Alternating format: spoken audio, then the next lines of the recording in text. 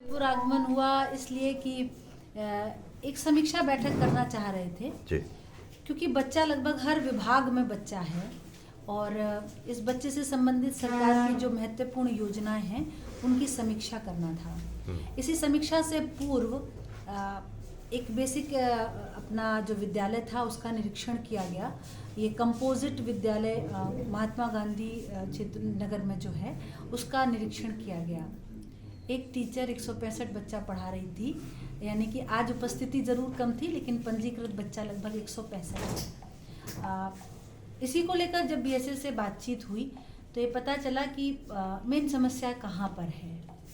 समस्या आती है कि जो ग्रामीण क्षेत्र और शहरी क्षेत्र का जो एक नियम बनाया गया है कि वहाँ से यहाँ पर ट्रांसफ़र नहीं और यहाँ से वहाँ पर ट्रांसफ़र नहीं, तो इस व्यवस्था को ठीक करना होगा।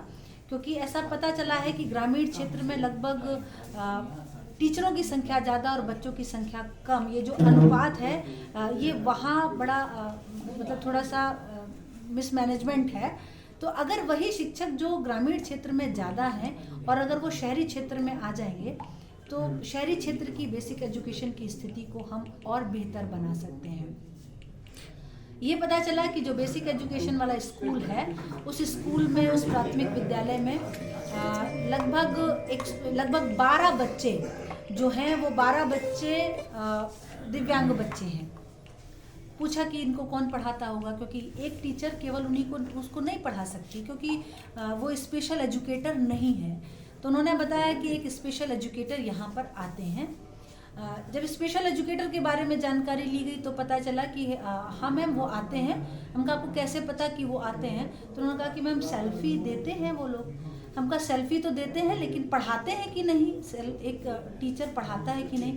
क्योंकि उस विद्यालय में अगर स्पेशल एजुकेटर आता है तो उस स्पेशल एजुकेटर आने के साथ साथ दिव्यांग बच्चों से संबंधित सामग्री होनी चाहिए कि वो कैसे ब्रेल पढ़ाते होंगे या मूक बधिर बच्चे को जो साइन लैंग्वेज देते होंगे तो वो कैसे दे रहे होंगे।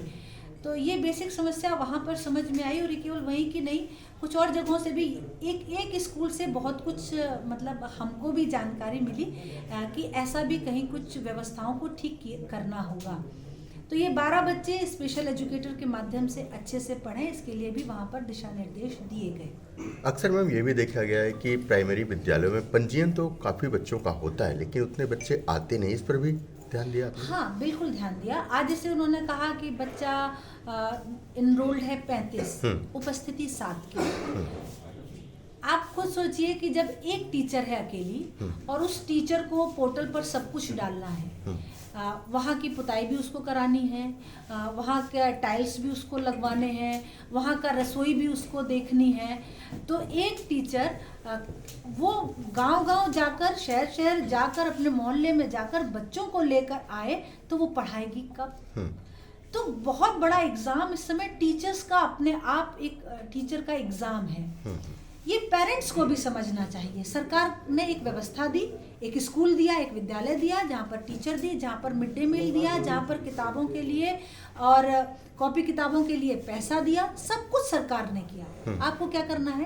केवल बच्चे को स्कूल तक भेजना है। क्या ये मोटिवेशन एक पेरेंट का नहीं होना चाहिए कि उसको स्वयं अपने बच्चे को वहाँ पर भेजना चाहिए? इसके लिए मैं स्कूल की, सरकार की, विभाग की कोई लायबिलिटी नहीं है, कोई जिम्मेदारी नहीं है।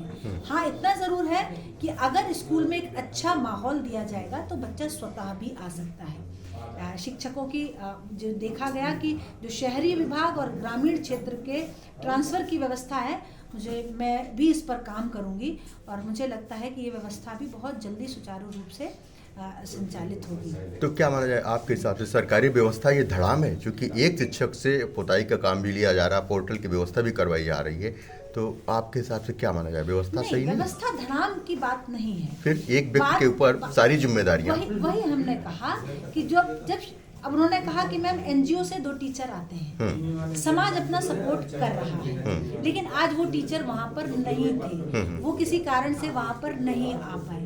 तो व्यवस्थाएं किसी तरीके से ठीक हो रही हैं, लेकिन जैसे ही ये ट्रांसफर वाला सीट क्लियर होगा तो मुझे लगता है कि व्यवस्थाएं और अच्छी और बेहतर हो जाएगी। लग नहीं रहा कि टीचर